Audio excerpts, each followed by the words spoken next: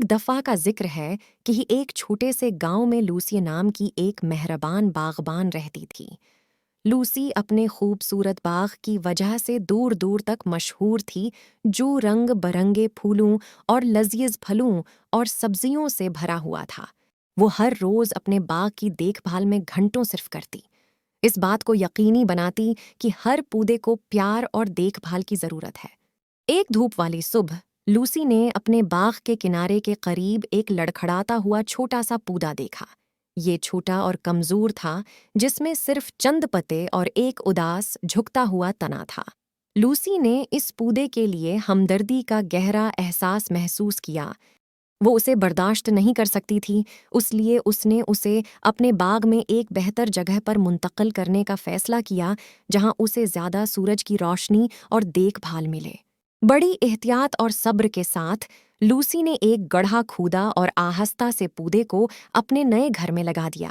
وہ اسے روزانہ پانی پلاتی، اسے گاتی اور یہاں تک کہ اس سے بات کرتی، اسے بڑھنے کی ترغیب دیتی۔ وقت کے ساتھ ساتھ پودا پھلنے پھولنے لگا، اس کے پتے سبز ہوتے گئے اور یہ ہر گزرتے دن کے ساتھ لمبا اور مضبوط ہوتا گیا۔ جیسے جیسے سال گزرتے گئے، چھوٹا سا پودا ایک شاندار درخت کی شکل اختیار کر گیا، جس میں متحرک سبز پتے اور خوبصورت پھول تھے۔ پرندے اس کی شاخوں میں گھونسلے بناتے تھے اور بچے اس کے سائے میں کھیلتے تھے۔ لوسی کا باغ اور بھی مشہور ہو گیا اور آس پاس کے گاؤں کے لوگ اس کے خوبصورت باغ کی تعریف کرنے آئے۔ ایک دن ایک دور دراز گاؤں سے ایک عقلمند بوڑھا شخص لوسی کے باغ میں آیا۔